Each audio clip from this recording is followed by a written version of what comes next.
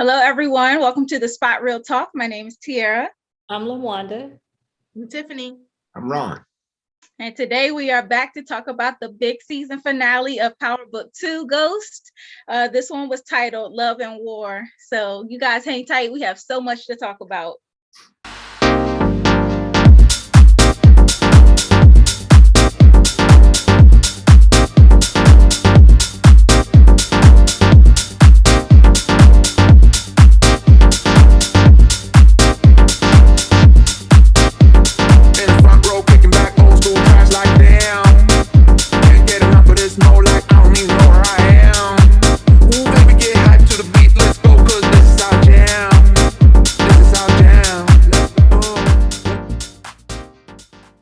Everyone, we are back. Like I said, we're talking the PowerBook 2 Ghost season finale.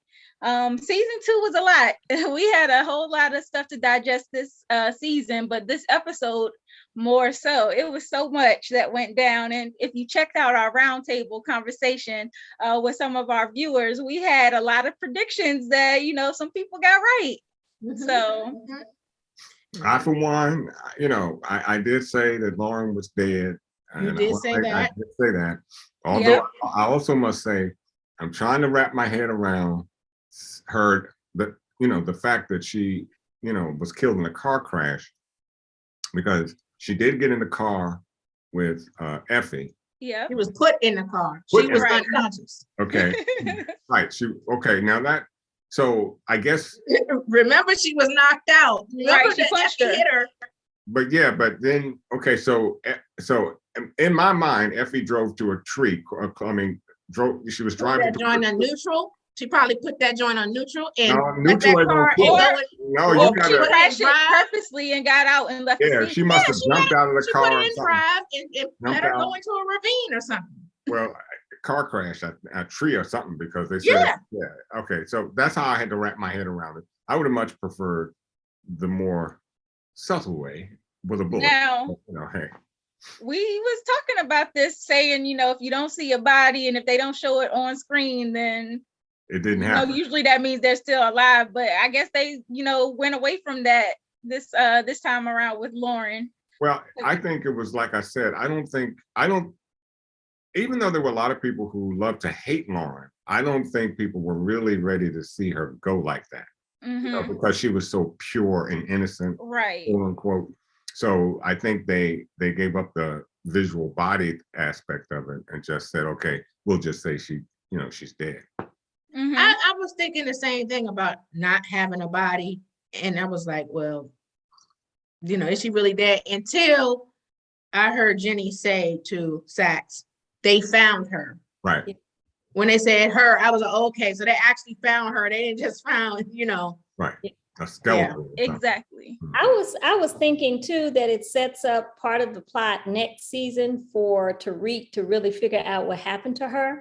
Yes, absolutely. It's gonna create tension between him and Brayden, and Effie. And Effie, when he figures out her role in it. Right. Because and my theory on this is, so he asked Brayden about it when they were in the dorm room, and Brayden was like, oh, I dropped her off. I mean, she took the car and drove off alone, basically. And I think, Tariq has been asking questions because he asked Kane the same thing. And so I think right now Tariq suspects Kane because he doesn't want to believe that Brayden had anything to do with it. Mm-hmm. And so I think it's going to come down to Tariq continuously questioning Brayden. And we know Brayden can't hold water. So I think he's going to end up telling Tariq, like, I don't know what happened, but Effie was the last person I seen her with. Mm-hmm. And Tariq is going to realize that Effie is the one who did that to Lauren. But we see Brayden again. I mean, he left school. Dad, took him out of school. And it also that look that he gave Brayden when Tariq did, when he asked about Lauren, he had that look like, he was a little suspicious of Brayden. Yeah. And Brayden really wasn't that. But you know what? While we're on the topic of Brayden is the real MVP this episode. Oh, yeah. He held it down. Great. Yeah, he was straight 100 at this time. So he held it down. He is completely off the hands list as far as I'm concerned. Right. And so I think that maybe that's why Tariq is like cutting him some slack, because he's like, this boy really showed that he's down for me.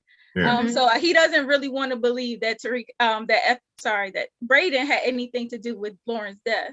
I'm sure. And you know, I saw some chatter online about the fact that, you know, while Brayden blew himself up, he didn't get locked up and stuff. People were like, oh, you know, how did he not get locked up? And I know that's something that something I discussed, but I thought about it that last week, he and Trace were offered immunity for their testimony. So that's why they were able to walk away scot-free. Mm-hmm.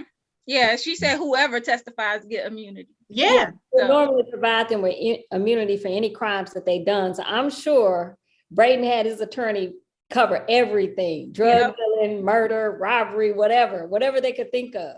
And, you know, I'm thinking now that he blew up Course Correct, he said that he's going to have to go and basically sit in the cubicle and work at his dad's hedge fund. But I'm like, hedge funds are good fronts too for laundering money. Please. Exactly.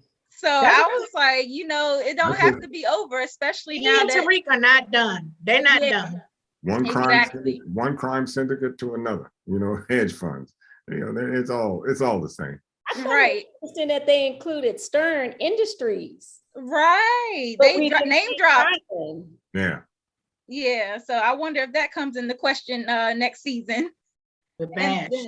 The other thing that, you know, you kind of mentioned Jenny, her talking to Saxe about the whole situation. Saxe really, you know, after our interview with him, if you guys haven't had a chance, go watch our interview where we interviewed Shane Johnson, and he gave us some insight on his character as Saxe. But he was basically, I asked him, was his character too far gone, you know, in terms of being on the wrong side of justice? But it looks like, you know, he said that Shane said that Saxe wasn't too far gone. And we've seen that this episode where he's like tired of working with Davis and tired of having the blood on their hands. You know, Lauren died on their watch, Carrie died on their watch, and he thinks Davis is like directly to blame for that. And he should know, because a lot of people died on his watch, as he told Jenny. Yes, exactly. Including Angela. Mm-hmm. And he actually stood up for Tariq though this week, because Jenny was believing, you know, that Tariq definitely had something to do with Lauren's murder, but he was like, you know, he had on the ankle monitor. So I think Saxe, he's been doing, I'm gonna give him some kudos, because I know he hates Tariq and he wants to take him down, but at least he's not taking him down for stuff he didn't do. Well, he's got this season he's not. This season, right?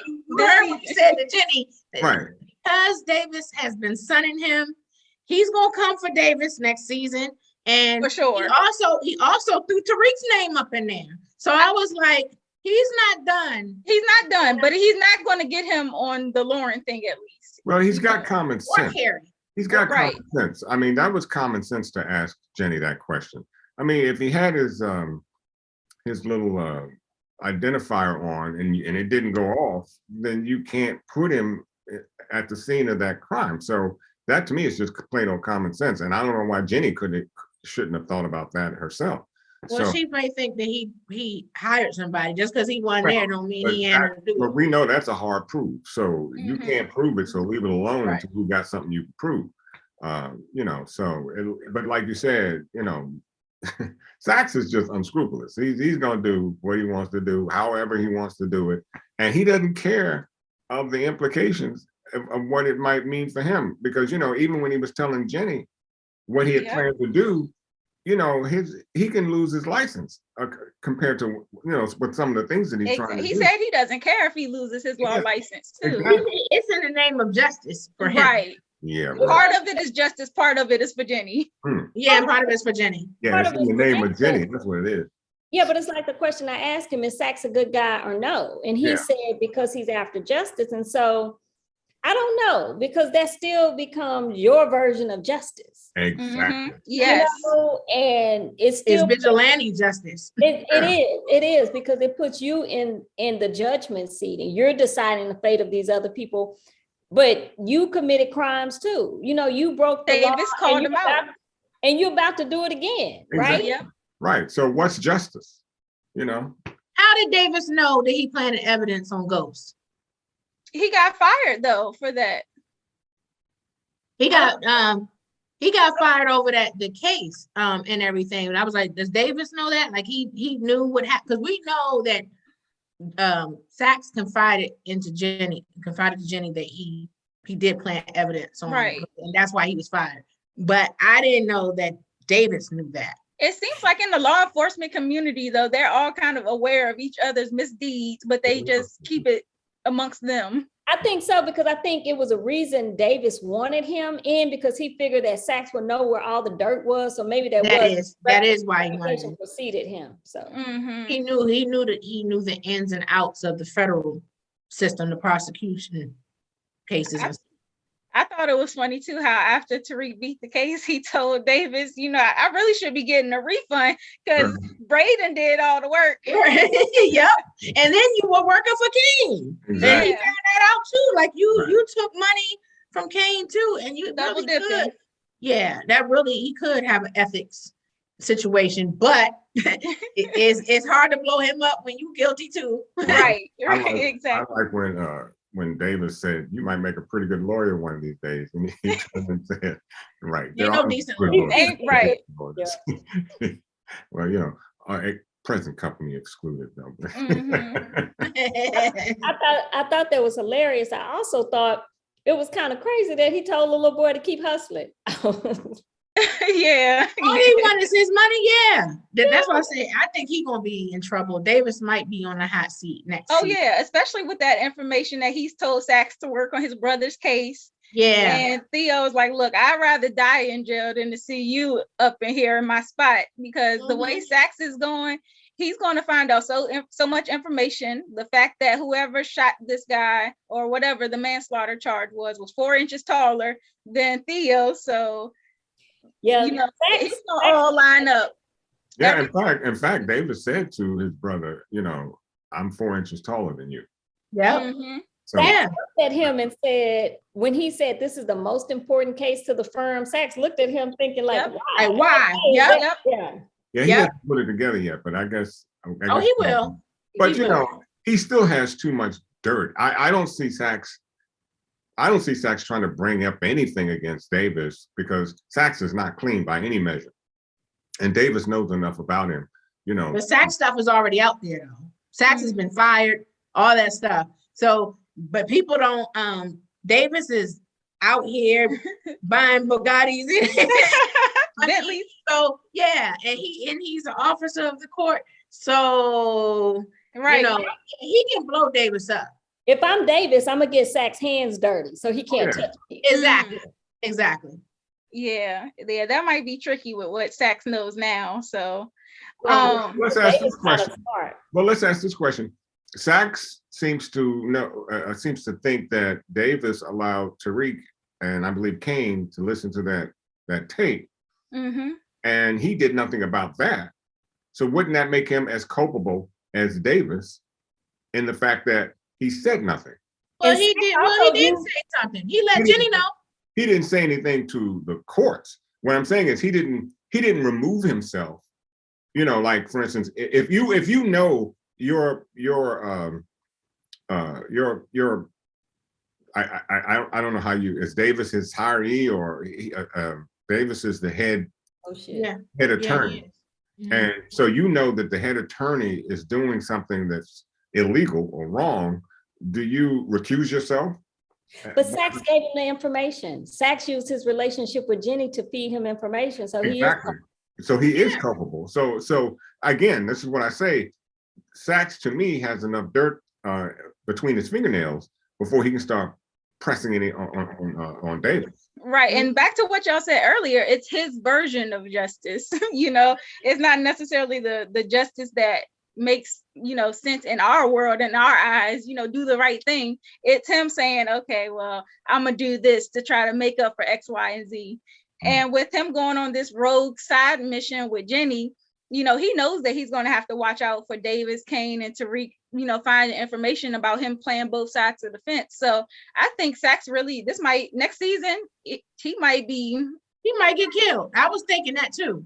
Based on the spoils of a woman. Yeah, so we'll have to wait for next season for that, but that's definitely a prediction. And so out of this information, before Saxe goes to talk to Tariq about Lauren being dead, Warren actually shows up and says that he was able to stop Yaz's adoption. And Tariq has these residual feelings of guilt because of what happened to Lauren, and everybody around him either being dead or having to run off. So he does the next best thing. Instead of taking custody of Yaz, giving it to Tasha again. And my prediction was half right. So I predicted that Tasha would be here, but I thought she was gonna get killed. I'm glad I was wrong about that. Right. And I'm hoping that now that Yaz is back with her, if Tommy does ever catch up with her, because of his attachment to the St. Patrick family and Yaz, he would be less inclined to kill Tasha. But I'm hoping. I thought about that. I was like, maybe Tommy would have some mercy since Tasha has Yaz now. But Tasha killed Keisha and left Cash. I thought the same thing. Oh, yeah. So I think Tommy would be like, you make Cash an orphan, I'm gonna make your kid an orphan. And she violated twice. He definitely killed Proctor and left his daughter an orphan. Right. He sure did.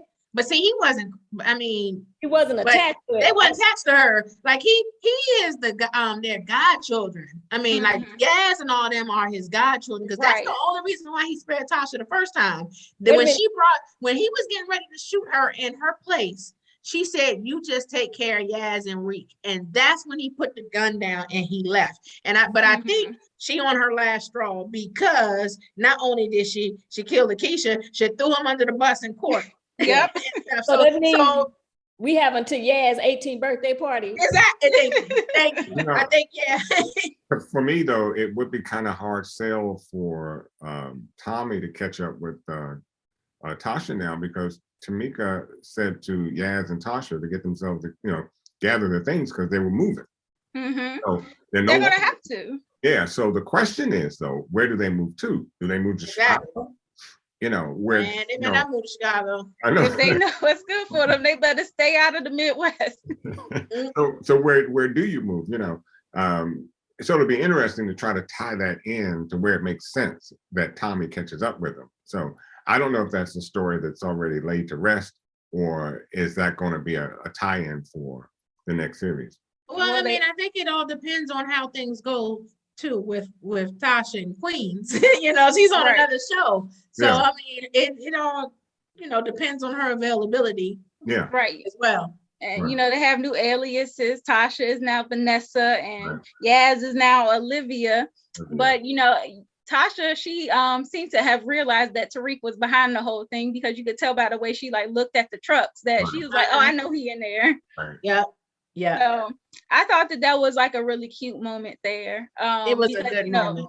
Yeah, Courtney said we would have one kind of feel good moment during the show, so that was definitely it. And at the end, Yaz gave Tasha the letter, where Tariq was saying he'd do anything he'd have to do to get back to both of them. So I thought that was a nice way to seal up that storyline with Yaz and Tasha, and kind of leave them on the sideline for now. Without us having let her be safe, because that was sad to me too when I saw Tariq go and watch her from outside of the adoption. The whole idea that she would be in a be put up for adoption and he would never know where she was and all that stuff, that was sad. So I'd rather see her with Tasha. Exactly. Yeah. So I was happy about that. I think she should be with Tasha. I lost my train of thought. Well, but anyway. Well, can I bring up one thing? Because while Tariq was sitting in that car watching Tasha and Yaz, he was also talking to Saxe, and he was asking, do you know someone named Dante Spears? And so I was like, okay, the plot thickens, because Saxe revealed that Dante was responsible not only for Lobos going down, but also the Jimenez, and he was also being an informant on Ghost. And it was dang. Yeah, and that's why my prediction, I predicted Mecca was gonna go. Y'all was right. I did predict Mecca, and I said Zeke during a round table. Yep, y'all was right. Definitely. That was a little muddy for me. Yeah, for Zeke to go like that was a little muddy for me. But what I started to say, what I had forgotten, is how they're still drawing these parallels between Tariq and Ghost, because as for instance, that little dialogue. As we knew, Tariq wanted to get out of the game once he got out of this court situation. And he's talking about getting out. And then look what happens. He's drawn back in because he couldn't get the money from Mecca. Tariq should have never told Monet that he was waiting for that money from Mecca. Yes. Yeah. I was like, you don't show your hand. You don't tell somebody like that. But she did that on purpose. Exactly. She did that on purpose. She just shut down. She did what Tommy and Tasha did to Ghost. They shut down every opportunity to get up out the game. Because that makes him dependent. Yep. Yes. And so she knew what she was doing. Exactly. Yeah, she knew exactly what she was doing. But speaking of these bank accounts, now she has to deal with the fact that Lorenzo knows that there was money set aside for her. Yep. Let me tell you that Diana is on my hands list. Diana's on everybody's hands list. No, Twitter is buzzing saying the streets need a body. Drew knows Diana, and why would he say to Diana, "Don't look in the bag"? He knew full well because she was going to look in it anyway. Mm-hmm. Exactly. They should have excluded her from the whole thing altogether. Either way, he said last week. He said, "Diana, you're always in everybody's business, and you talk too much, and that's why all this stuff is happening." And Diana's the reason she got Zeke killed. Yes, she did.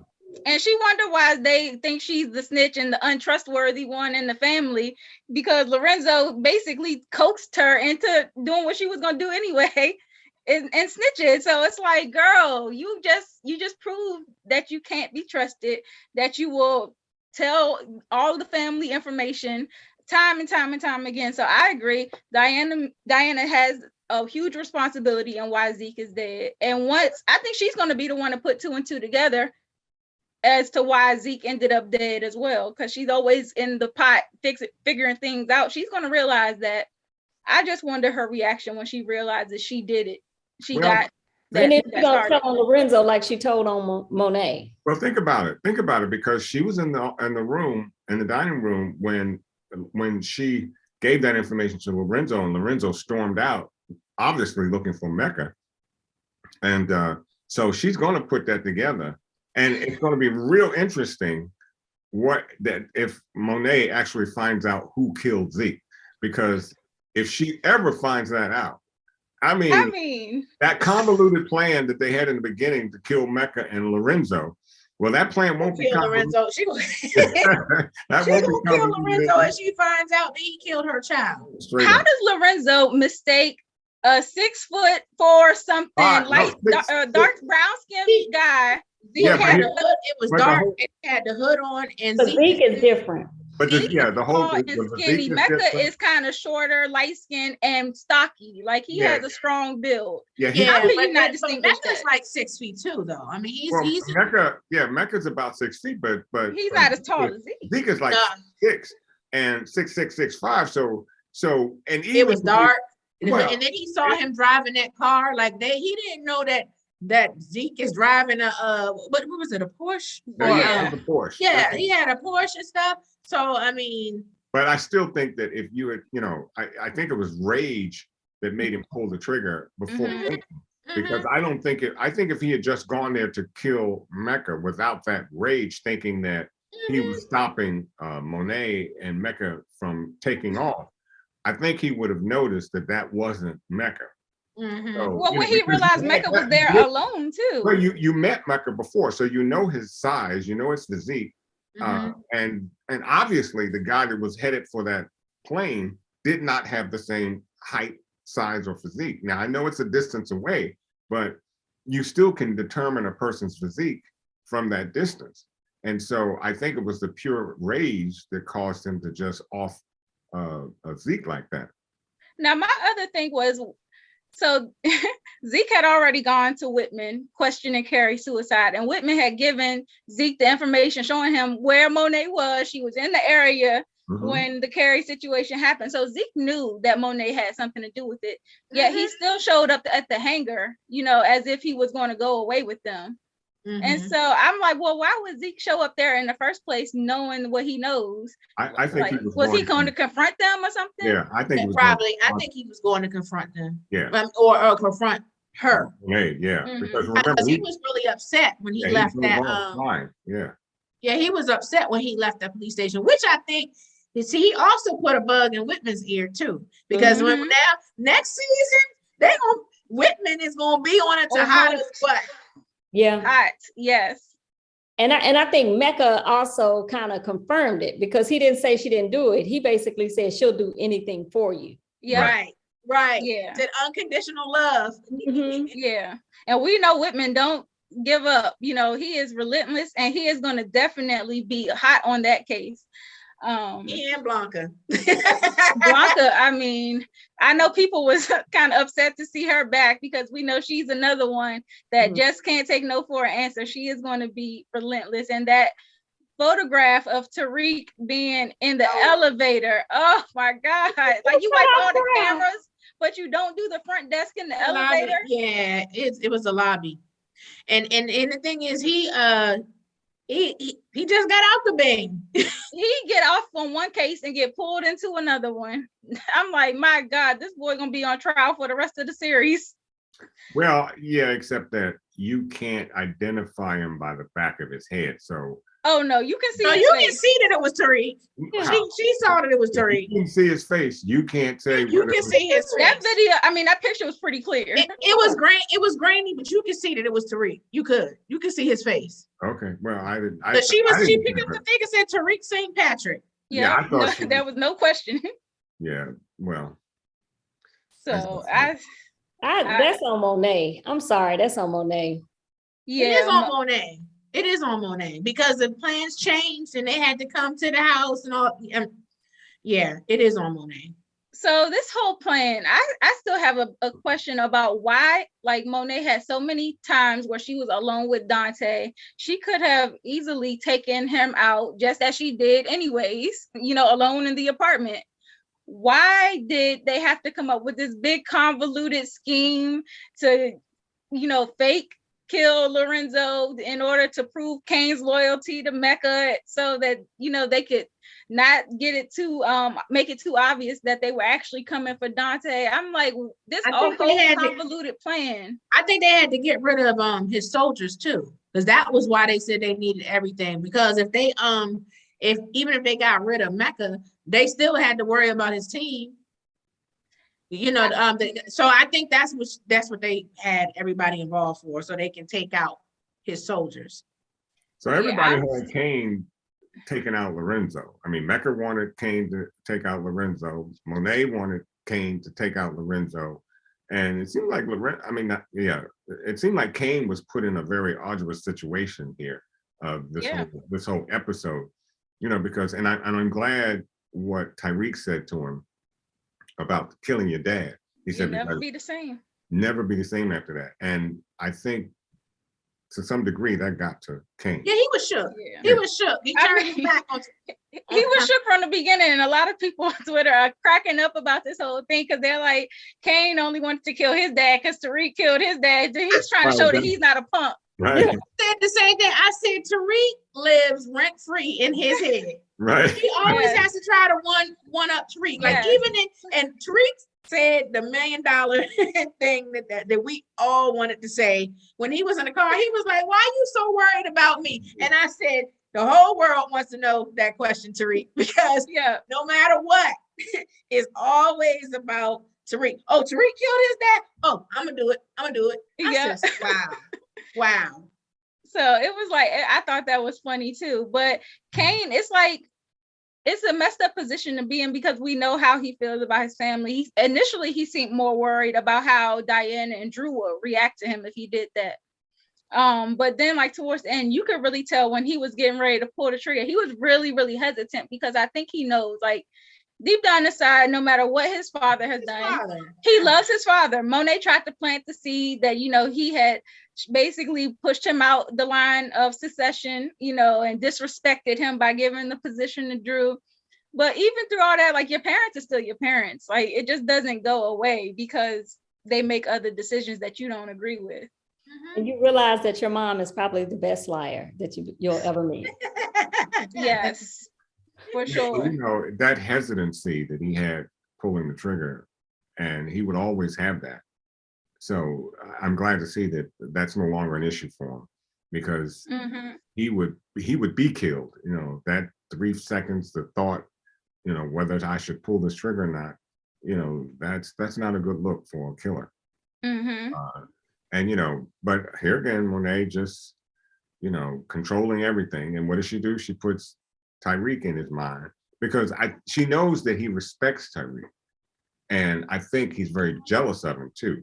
He respects him. He is jealous of him. Well, he respects him. He respects who he is, and in terms of his mind, his ability to think and carry out whatever necessary deed he needs to carry out.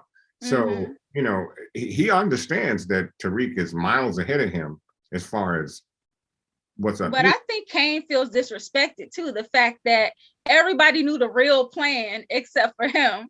And he didn't find out until it was almost too late, until he had to do something so like unimaginable to him. Because everybody find out the truth. We know he's a screw up. We know he would have probably went and did something that would have messed everything up. But I think that to him, it's like kind of how like Diana feels. She has like the bad stigma for being the snitch and being the busybody in the family. Kane has the reputation for being the mess up, being unpredictable. That's it. He's unpredictable. Nobody will know what Kane is going to do. And that's what they couldn't leave it up to chance with him. Right. But I think he still has a grudge like against Monet because at the end she was like, we good. And he kind of just like, yeah, we good. Like he didn't really seem like he meant it. So one of the things that I do appreciate about Kane, when it comes down to it, he's down for his family because he was there for Drew. He saved Drew in the nick of time. Yeah. So regardless, and a few episodes ago, he and Drew were wrecking. Yep. But when it came down to it, he was there for his brother, and I appreciate that about Kane. He's there for the rides for his family. Yeah, because Drew for sure would have been dead if it hadn't been for Kane. Yeah.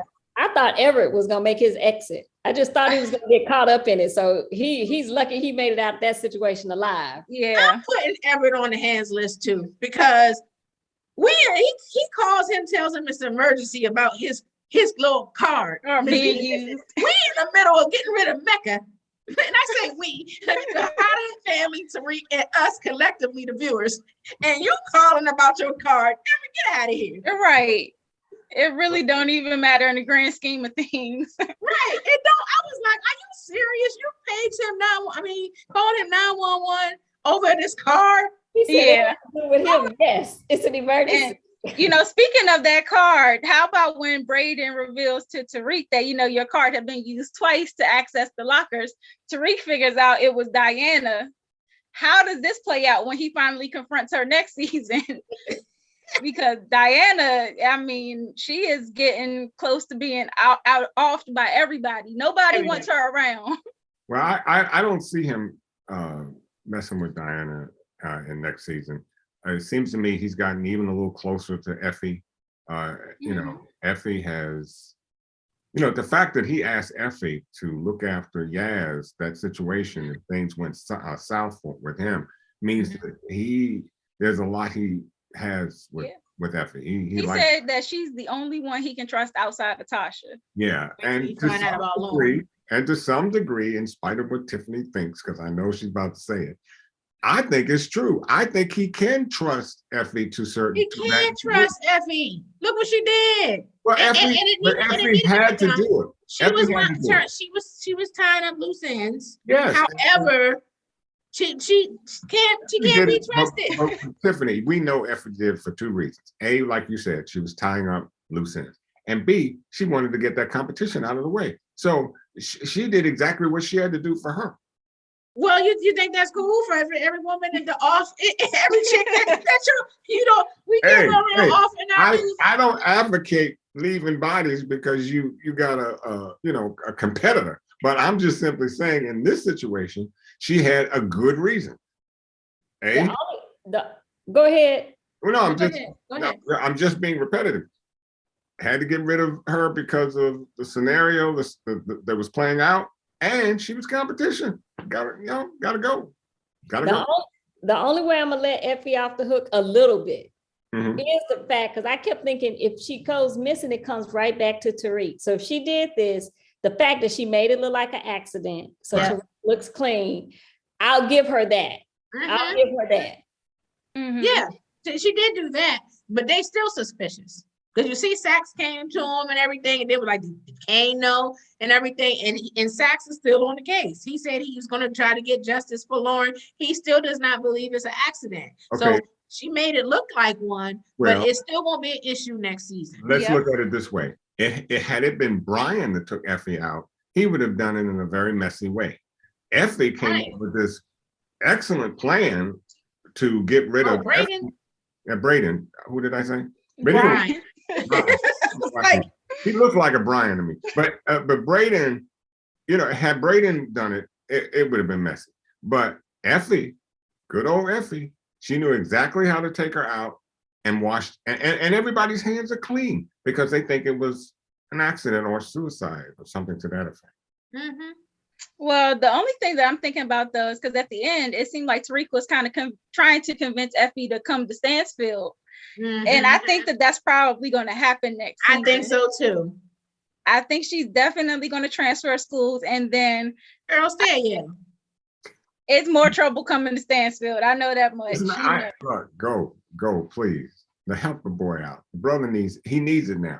He was thinking about leaving. Now he's going to stay. He needs Effie. I looked up, she was in his dorm. So, I mean, she was being, even though she's at Yale, she's there a lot anyway. I mean.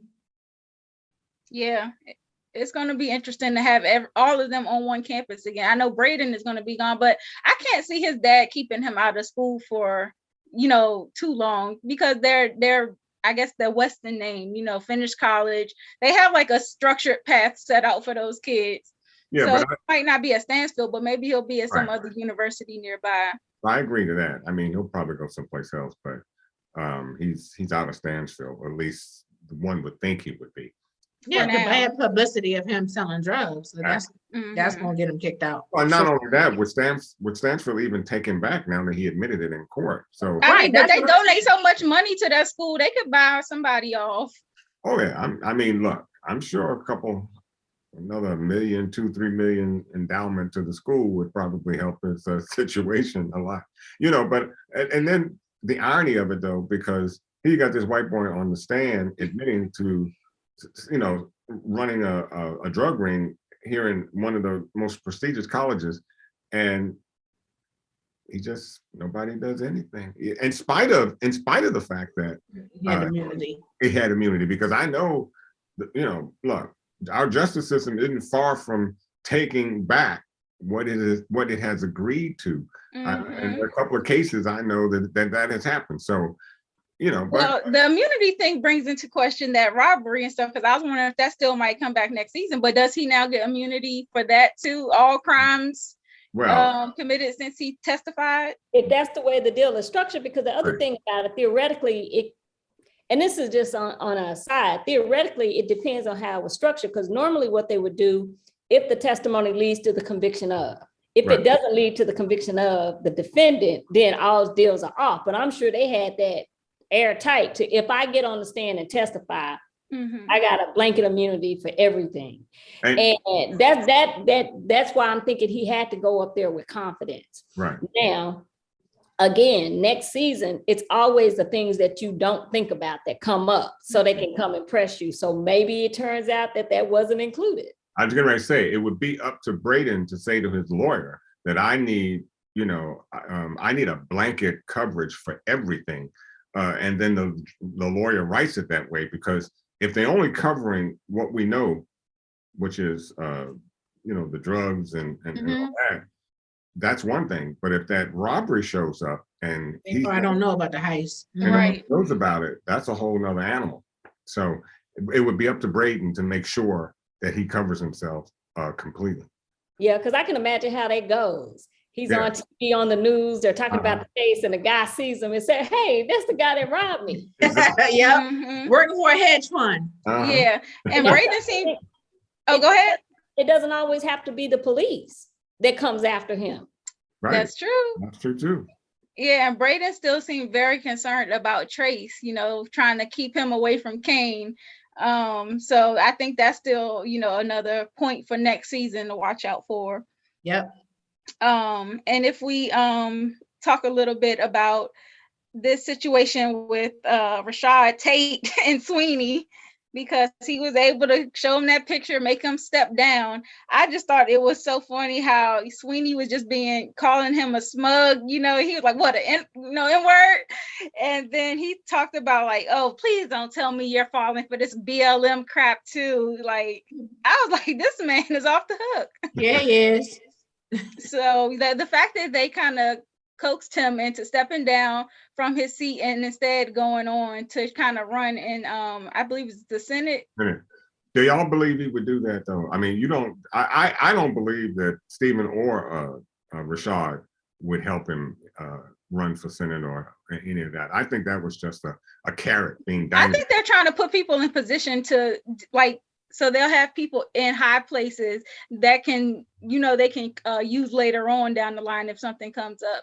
So if they don't want the blackface picture released, then at least I still have that in my back pocket. If you're in the Senate, I need a favor. You don't do it. Oh, remember, I still got this. Yeah, so. But I think Sweeney seems to believe that picture won't do him much harm after 6 months. He's sadly mistaken. If that picture hits, he's done. And so, he had to take the deal. The question is it a carrot just being dangled in his face? To me, I think it is. I don't think I think they just wanted him out. I think once he's out, he's out. I don't know. It's not that easy. Didn't that happen to the governor of Virginia or somebody? Yes. It did. I was going to say. But, sure did. And he was still the governor of Virginia, and people still haven't forgot. Well, but they weren't able to push him out of right. He didn't step down. Right. No, that's because he made some concessions behind the scenes. I believe. I believe some constituents made sure he made some concessions too, so he could keep his position. Maybe. But that does set Rashad up for some drama in his show, because if you think it's going to be easy and he's going to step and he has to fight, so it adds a little spice to his story. I was going to say that too, that they setting us up for influence. Yeah, and the fact that he went to Kamal and he's like acting like he already won this fight. Kamal, like, you still got to run, you still got to win. Exactly, he's not home free. He still has to win.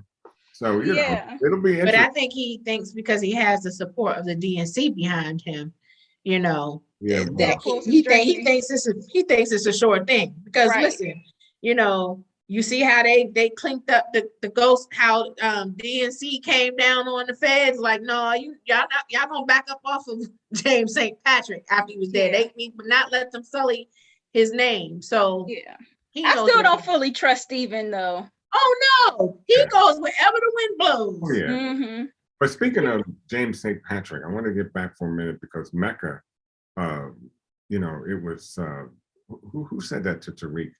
Who was it? Saxe. Saxe had mentioned to Tariq that it was Mecca who started that investigation with a Ghost. So here again, they keep sewing in Ghost little bit by little bit, and it just keeps bringing to bear how closely related Tariq is with his father and his father's doing. In fact, Tariq keeps saying he's nothing like his dad, but more and more and more we keep seeing how much more he is like his dad. Yeah, I think Tariq is going to start seeing it now. I mean, people are even noticing in the way that Tariq was dressed for trial, that he was really like taking on like the ghost persona and like stepping into it, even though I don't think Tariq wants to. I don't think he's doing it purposely, but you can't help how much like your father you are. Like, even if you don't want to be anything like him, you still have his traits and his characteristics. Yes, absolutely. So he can't run from that. I think overall I enjoyed this season. I do think it was a lot, it was a lot to digest. And especially this episode, going into we like all of these major deaths with Lauren, with Zeke and Mecca. It was a lot. It was a big blowout episode in terms of the deaths. So I think it sets us up good for next season, because I think Monet is definitely trying to figure out who killed Zeke. I think at first she might suspect like maybe Mecca had something to do with it, since she already knew that he shot at her and him together. I think she might suspect Mecca first, but ultimately I think Diana is going to put two and two together. She's going to start making sense of things, and maybe her and Monet have some kind of come to Jesus moment where she reveals the information and Monet realizes it was Lorenzo. I think the deaths were rather obvious to me. I wasn't surprised at them. I wasn't surprised that Lauren was dead. I really wasn't surprised that Mecca was going to go, because I think we mentioned that before. That we did. His time was short. If I had any surprises, it was the fact that Lorenzo lasted, for another season. So because if anybody, I would have rather see him go than Mecca, but we'll see. No, because he just got out the jail. We hadn't had a chance to really see Lorenzo in action. Like this episode was the first season that we even really got to see Lorenzo get his hands dirty as far as shooting a gun and getting in the gunfight and all that. So I figured, I was like, it might be too soon for Lorenzo to go. That's even more for me, because I didn't see all that, don't know all that. It was easier for me to erase him from my mind. I see Mecca. Well, I mean, because now we got to I have no more basketball jokes. Zeke's gone. We're gonna still, because I heard, I don't know if they're still gonna follow the storyline, but I heard that we may actually see Zeke's mom, who he thought, who he thought was his mom, and so she's gonna have questions like, what happened? I entrusted my child to you, and now he's gone. And I want to shout out Anita D, because she said, maybe we see Zeke's mom at the funeral. Yes, she did say that. Right. Oh, before we go, we got to mention Detective Rodriguez and Mecca calling her. Okay. Yeah, we said Blanca. Yeah, because he was her CI. Yeah. Right. Right. And so, which I was glad to find that information out, but I just didn't want to see Mecca go yet. No, I liked Mecca's character too. I did like Mecca's character. He made this season very interesting. It was interesting anyway, but I have a question for y'all though, because with Mecca being Blanca's CI, Blanca was like on the local police force for like New York. She hadn't been pulled in as like a U.S. attorney, detective, or anything like high ranking at the point when they were going after Lobos or the Jimenez. So I'm like, how was Blanca, if Mecca was her CI, how was she giving that information to the Eastern District? Well, it says that she had a DEA jacket on. Y'all saw it. You remember when we first were introduced to her, she was just like a local New York officer. Well, she was internal affairs. Yeah, but I agree though. That's how she got involved, because she was investigating Ray. But she wasn't seemingly working with Angela and no, but she got put on the task force. Yeah, but I'm gonna agree with Tiara in the sense that with Mecca being as high ranking and so involved with all the drugs and things that are going on, being such the snitch that he is, you would think the FBI would have been more involved with that story. The only thing I will say is that when Tariq and Saxe were in the car talking, Saxe kind of hinted like maybe Angela, like maybe Mecca had some involvement with Angela. Yes, he did. Yeah, so that's go ahead. No, I was thinking that, whatever is in that bag is going to provide a lot of information for Tariq to use to help himself next season, I'm thinking. Even that piece of information, that there was somehow a relationship between Mecca and Angela, that maybe he was her informant, because remember, they were getting all this information about somebody named quote unquote Ghost. It just so happened that she was dating James and figured out that he was that same, they were the one and the same. And so maybe I'm just trying Holly told her too.